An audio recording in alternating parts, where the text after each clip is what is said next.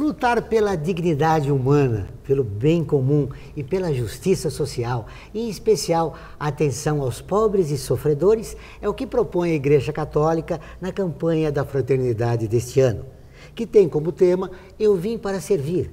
O cartaz oficial mostra o Papa Francisco na cerimônia do lava-pés do ano passado. Para falar sobre a ação da Igreja na sociedade e os desafios desta campanha, recebemos hoje o Padre Júlio Lancelotti, vigário episcopal para o povo da rua, na Arquidiocese de São Paulo. Está no ar o Observatório do Terceiro Setor, o olhar da cidadania.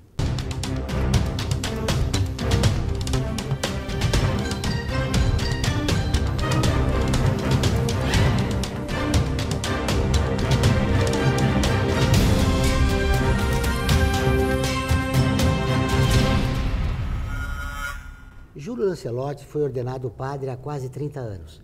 Desde então atuou na pastoral do menor, nas lutas pelos direitos da criança e do adolescente, na defesa dos moradores de rua e em diversas mobilizações sociais.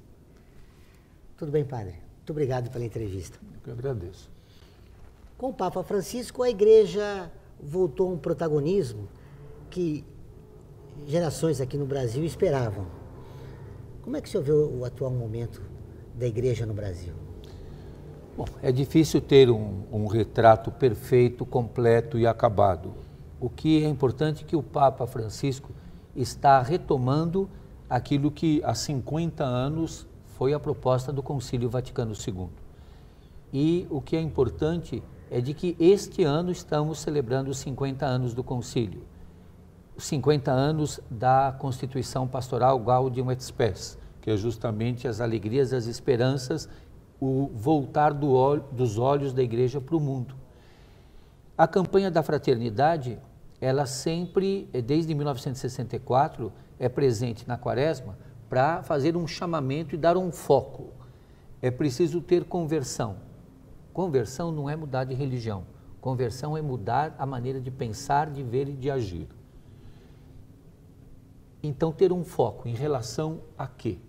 E neste ano, a campanha chamada Eu Vim para Servir, tendo esse mote muito forte, é para deixar claro, na igreja não se deve buscar o poder, deve-se buscar o serviço.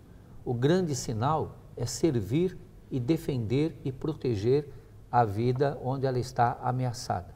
Quando você lembrou que o cartaz oficial é o Papa lavando os pés, é importante dizer de quem que ele está lavando os pés. É de um jovem infrator, que a primeira quinta-feira santa do Papa Francisco em Roma, ele foi num cárcere juvenil.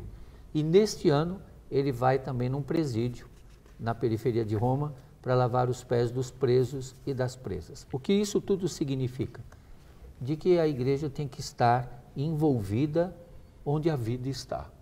Não tem que estar longe, nem ficar pontificando, nem dogmatizando, mas tem que ser servidora. Não buscar o trono, mas a jarra e a bacia. Não vestir o manto, mas pôr o avental. E nos últimos anos ela não estava? Olha, há uma tensão. Jesus apontou esse caminho, mas os discípulos dele já queriam o poder. Né? Tanto que o Tiago e o João já discutiram com Jesus, quem vai sentar à tua direita e à tua esquerda? Quem é que vai ser o ministro da Fazenda e o do Banco Central? Eles já estavam querendo discutir o poder. E Jesus vai apontando sempre outro caminho, o caminho do servir, o caminho dos pequenos, o caminho que passa pela vida onde essa vida está ferida, onde essa vida está machucada. O senhor citou o poder 2 vezes. O senhor acredita que essas forças progressistas que ocupam hoje o poder no Brasil se desviaram?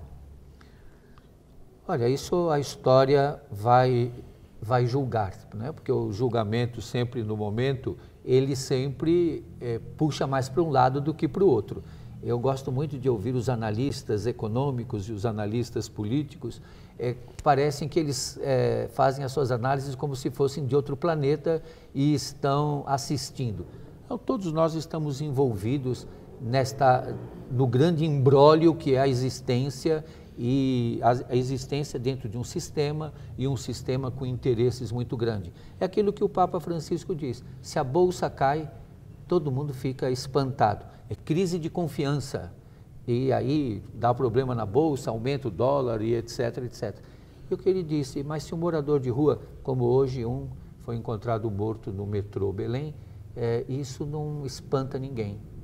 Outro morreu no Glicério, não espanta ninguém. Na Vila Leopoldina está havendo uma operação higienista sem precedentes. Isso não espanta ninguém. Qual é a razão dessa insensibilidade social? Uma das coisas que se perguntou muito foi como que nós tivemos um desenvolvimento técnico, científico e até econômico tão grande que no Brasil tanta gente saiu da linha da miséria absoluta e, no entanto, por exemplo, um indicador bem objetivo, a população de rua aumentou. Veja, a população de rua de São Paulo cresce na mesma proporção do crescimento demográfico da cidade. O crescimento demográfico de São Paulo hoje é pequeno, mas é espantoso que a população de rua cresce na mesma proporção.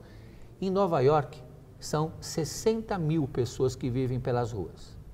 Em São Paulo, nós devemos estar chegando aos 20 mil, um pouco menos de 20 mil. Por que há isso? Um desenvolvimento tecnológico, econômico e, ao mesmo tempo, aumentou a população de rua e a tendência a aumentar em todas as grandes cidades do mundo. Porque aumentou o individualismo, a exacerbação do subjetivismo, tornar relativo tantas coisas. Quer dizer, a vida daquela pessoa não tem nada a ver comigo. Aquela pessoa não pode impedir a minha felicidade e não pode impedir o meu progresso, não pode impedir o meu bem-estar. Desde o momento que ela impede ou que ela emporca as ruas, traz um desconforto, ela tem que ser eliminada. Quando dentro do nosso sistema, a lógica do nosso sistema é que existam pessoas na rua. Então nós temos que perceber de que é parte da lógica do sistema capitalista, do neoliberalismo, da forma como a sociedade se arranja, aquilo que o Papa Francisco está chamando os descartáveis. Esse individualismo que o senhor citou, ele destrói conceitos importantes que a sociedade deve preservar, como ética, moral? Olha, alguns desses conceitos, eles podem ser muito burgueses, muito elitistas. O que é o conceito de família? Hoje se discute, o sínodo vai discutir, o Papa Francisco está chamando muita atenção. A questão dos casais de segunda união. Como lidar com os grupos LGBT e outros grupos? A igreja não pode se fechar a isso. Ela está preparada para lidar com esses grupos? Olha, eu acredito que tem dificuldade, há grupos que têm muita dificuldade, mas o Papa tem deixado claríssimo como acolher essas pessoas, que você não deve, hoje ele disse isso de manhã no Vaticano, na missa na Casa Santa Marta, que a igreja não é uma casa de porta fechada, ela tem que ser uma casa de porta aberta, que as igrejas não são alfândegas nem delegacias de polícia, que não é para bisbilhotar a vida de ninguém, de que tem que se varrer todos esses conceitos moralistas que impedem, expulsam as pessoas. As pessoas têm que estar em comunhão de amor, em comunhão de solidariedade. E não é fácil, porque nós queremos dividir, classificar e o pior, condenar. Né? Muito bem. No próximo bloco vamos continuar a entrevista com o padre Júlio Lancelotti. Voltamos dentro de instantes.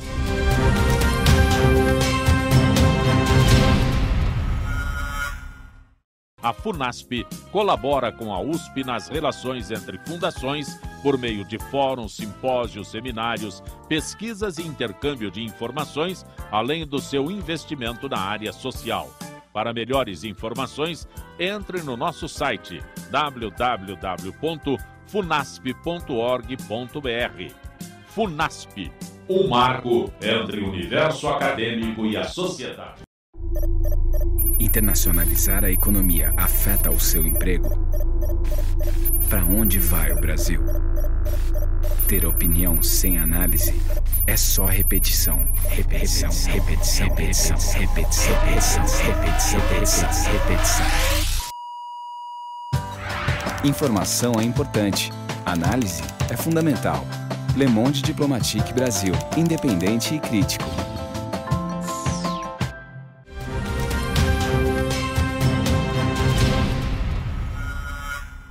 Estamos de volta com o Observatório do Terceiro Setor, o Olhar da Cidadania.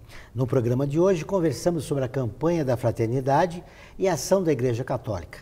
O nosso entrevistado é o padre Júlio Lancelotti. Padre, o senhor já tem um histórico importante no atendimento de crianças de baixa renda, aidéticas, isso há mais de 30 anos. De lá para cá, o que mudou a sociedade? Ela está mais sensível a esse trabalho que o senhor realiza com os menores da rua? Olha, nós poderíamos dizer que em alguns aspectos há uma maior sensibilidade, há uma maior mobilização, mas também nos preocupa o crescimento da intolerância, da condenação, por exemplo, da intolerância com a população em situação de rua, com pessoas que estão no sistema prisional. Então, há um crescimento muito forte de ódio, e isso chama muita atenção. Se percebeu alguma onda contra os nordestinos, algumas ações que tornam a pessoa, que é resultado de todo um sistema e de uma forma de viver, e essas pessoas passam a incomodar. Passam a incomodar o visual, passam a incomodar porque são pessoas que questionam a nossa forma de agir, a nossa forma de ser. O padre Comblan, que foi um grande mestre da teologia, expulso do Brasil, expulso do Chile na ditadura militar, ele dizia: o pobre na rua é a pedra de tropeço da nossa sabedoria, porque nós não sabemos o que dizer para eles. E nós apoiamos, e isso é muito triste, e a igreja insiste muito nisso, e na campanha da fraternidade coloca muito isso, como que nós vamos organizar a nossa convivência sem eliminar os mais fracos, sem eliminar os que incomodam, sem eliminar aqueles que não nos são agradáveis. E por que isso está acontecendo? Olha, em parte porque isso faz parte da nossa condição humana. Mas eu acredito que os próprios valores que nós nos colocamos como valores importantes do consumismo, esse hedonismo muito forte, os valores que se tornam muito relativos, e nós perdemos muito o foco do que humaniza a vida. A grande missão da igreja, e a campanha da fraternidade tem essa missão, é humanizar. Só que você não pode dizer isso teoricamente, você tem que dizer isso concretamente. Por exemplo, na crise hídrica em São Paulo, os que menos acesso têm à água potável é o povo que está pela rua. Porque ninguém dá nem o famoso copo d'água que você dava no armazém, no bar, na padaria. Todas as torneiras são fechadas, toda a rede de atendimento social tem restrição de uso de água. Então essas pessoas não podem tomar banho, elas não têm reservatório, elas não têm acesso à água potável. Então desde coisas como essa, que são de sobrevivência, porque essas pessoas ficam desidratadas muito rapidamente, e é mais fácil alguém jogar água neles como agressão do que oferecer a água para que ele se hidrate. Desde isso até a grande discussão que a campanha da fraternidade traz, da chamada reforma política. Não gosto muito desses termos, mas é o termo que se usa, reforma política. O que se pretende? Que a reforma política não seja feita nem com o projeto do Executivo, nem do Legislativo, mas seja feita com a participação popular. Então isso traz uma dificuldade e um conflito. Todas essas questões, elas são conflitivas, porque elas mexem no quê? Nos interesses. Inclusive a campanha se chama Eleições Limpas, que não haja mais financiamento das construtoras, dos bancos, e que é fonte de uma corrupção imensa. E nós não podemos esquecer que a corrupção não é só pública, a corrupção no privado, e ela é muito grande ou até maior. Está aí o escândalo do HSBC também para ilustrar, né? Não é só a Petrobras, mas também tem o HSBC. Então, há interesses muito fortes. Então, nesse sentido, uma campanha da fraternidade que coloca a questão do servir, e no servir o foco no mais fraco, naquele que não conta, naquele que não faz parte da tua campanha de marketing, naquele que não é foco para o consumo. Colocar em questões tão candentes como a questão da estrutura política que nós vivemos e que é fonte de tanta corrupção e de tantas situações difíceis. Discutir que a igreja tem que dialogar com as forças sociais pluralistas e dentro de um Estado laico. Diante dessa realidade, como é que o senhor vê essa última manifestação, o panelaço? O chamado panelaço? Olha, o pessoal que bateu panela parece que não tinha nunca feito outra coisa com a panela a não ser batê-las.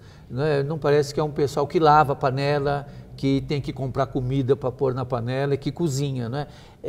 Eu acredito que nós temos que olhar a nossa sociedade não porque eu perdi privilégios, mas porque muitos não conseguiram ter água para beber, ter condições de ter saúde com dignidade. O que está muito complicado é que eu fico defendendo o meu bem-estar. A campanha da fraternidade está querendo dizer, olhe para os outros, olhe para o mais fraco. Não busque tanto o que é só o teu bem, mas busque o bem para todos e principalmente a partir dos mais fracos. Isso traz um engrandecimento humano para todos nós, uma qualificação da nossa condição de vida. Quantos de nós queremos abrir mão de privilégios? A nossa vida é uma luta constante. Quando antes dessa manifestação, essas últimas, as anteriores, eu achei uma coisa muito interessante que sempre me fez pensar muito, é a história de dizer marcha pacífica, manifestação pacífica. Eu disse a marcha pacífica, a manifestação pacífica é a marcha para Jesus. As outras manifestações, elas são tensas, porque elas estão mexendo em interesses. Agora, o que nós precisamos ver? A tensão a partir de onde? De onde vem essa tensão? A partir do privilégio ou a partir da necessidade? A partir de um direito lesado ou a partir exclusivamente do meu interesse e do meu grupo? Então, são questões que não são fáceis. Desse conflito de classes, como é que o senhor vê uma saída dentro do regime democrático? Pois é. Essa questão da saída que é complicada. O marxismo via uma saída só e absolutizava uma única saída. O cristianismo não quer absolutizar uma saída. Eu acredito que não tem uma receita, mas nós temos que ter critérios que vão construir a saída. O problema é alguém ter a receita da saída e querer impor essa receita. É o que o Todorov, que é um grande pensador búlgaro que vive na França, tem colocado como a tentação do bem. Aqueles que sabem o que é o bem para os outros. Nós precisamos saber ouvir, entender. Dialogar. O dialogar não de uma maneira... eu dialogo com você desde que você converse na minha pauta. Por isso que o Ocidente não está conseguindo se entender também com o Oriente. E essa guerra aos muçulmanos também é uma questão que tudo acaba sendo uma questão muito séria. Nós queremos impor aos muçulmanos os nossos valores. Qual seria a pauta, os assuntos que iam permear essa pauta para a gente solucionar os problemas da nossa realidade? Vamos agora a mais um intervalo e voltamos dentro de instantes.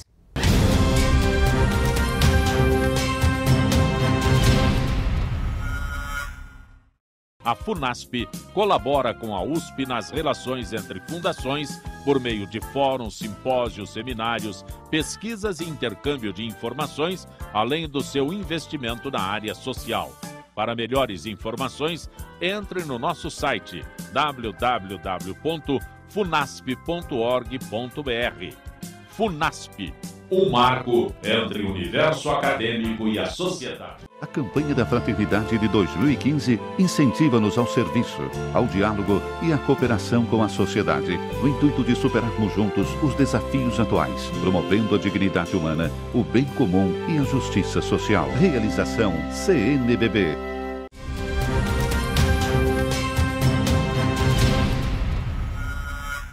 Chegamos ao último bloco do Observatório do Terceiro Setor, o Olhar da Cidadania.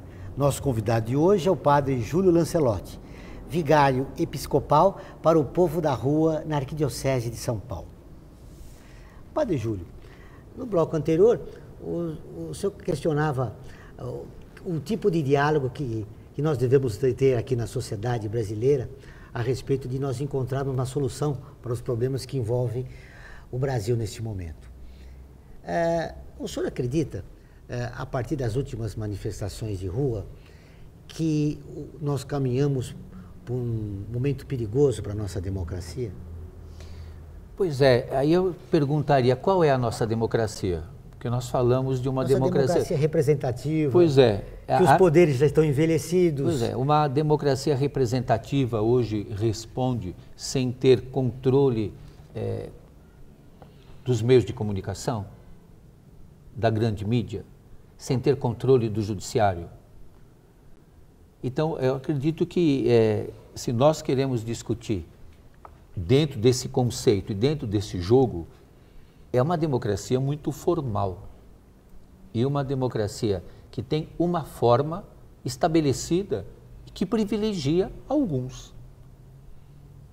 Então, se realmente nós queremos ouvir, até na nossa conversa você citou, as forças da sociedade. Quem define quais são as forças? O poder econômico? O poder político? Os dois. Quem contesta? Quem não tem poder nenhum? As minorias? Os mais fracos? Por exemplo, no concerto das religiões, qual o respeito que se tem às religiões de raiz africana? A Umbanda, ao Candomblé? Por que eles são desconsiderados?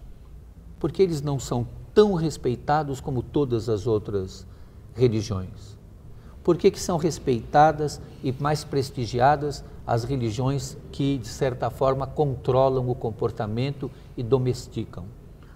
O motivo é o preconceito. Pois é. Há o preconceito, mas há outros interesses que estão aí marcados. O mundo muçulmano, como é considerado? Está estigmatizado como violento. Como subversivo, como terrorista e tudo mais. Então, eu acredito que nós precisamos discutir e conversar e construir, e isso vai ser um processo histórico. Uma coisa que, como padre, eu me pergunto muitas vezes, é que nós estudamos a história da teologia. E há muito pouco que se estuda e se reflete sobre a teologia da história. Como é que Deus age na história sem uma visão infantil, uma visão mágica e uma visão intervencionista. Mas como que a própria história vai, com todas as suas contradições e o drama da existência das pessoas e de cada geração, construindo dignidade para todos. Nós falamos de um mundo democrático. O povo africano que está na Etiópia, na Somália, eles consideram que o mundo é democrático. O povo que está morrendo de ebola, e enquanto o ebola passou para alguns brancos, europeus e americanos, todos se voltaram. O que aconteceu? Acabou a epidemia de ebola? Claro que não. Não se discute mais. Os que estão morrendo, o que foi que aconteceu? Então, nós temos que ver que muitas vezes alguns conceitos nossos, como diálogo, democracia, transformação, mudança, eles estão muito carimbados e eles estão muito dirigidos por uma elite e por uma elite que tem privilégios, uma elite política e financeira e econômica. Então, nesse sentido, eu acho que o que nesse momento mostra um grande sinal na humanidade é a atuação que o Papa Francisco está tendo, de se deslocar do centro de poder. Padre, o senhor já explicitou o anacronismo dos nossos poderes, legislativo, judiciário. Nesse momento importante para o país, como é que nós resgatamos os movimentos sociais para que eles participem ativamente, por exemplo, da reforma política? Pois é, o nosso povo está, assim, vamos dizer, com uma ojeriza. É uma palavra que nem se usa muito, né, ojeriza, mas está com fica com urticária quando ouve falar dos políticos e quando ouve falar da política. Porque a forma como o mundo político se organizou e sobreviveu é de uma forma de dominação, de um pragmatismo. A gente fala muito disso, do pragmatismo político. E esse pragmatismo político de render a manutenção do poder e de eu adquirir poder dentro dessa estrutura. Então, nesse sentido, eu acho que vai ser muito difícil interessar o nosso povo. Por outro lado, nas nossas comunidades está aparecendo muita gente que quer assinar a proposta de reforma política das eleições limpas, principalmente quando eles percebem que a proposta não é nem do Legislativo, nem do Executivo. É uma proposta da Conferência Nacional dos Bispos do Brasil, da Ordem dos Advogados do Brasil e que participam 83 entidades da chamada, né, entre aspas, sociedade civil. Nesse sentido, eu acredito que pode ser um caminho, a tentativa de um caminho. Agora, a regra do jogo, para que entre no Congresso uma proposta de participação popular, precisa ter 1.600.000 assinaturas, 1% do eleitorado. Depois tem que ser discutido lá. São coisas que eles não querem discutir. O nosso Congresso hoje é extremamente conservador. Está engavetando e tentando revogar todas as propostas e os ganhos que se conseguiu com tanto sacrifício. Então, eu acredito que é tensão. Para fechar nossa entrevista, suas conclusões finais.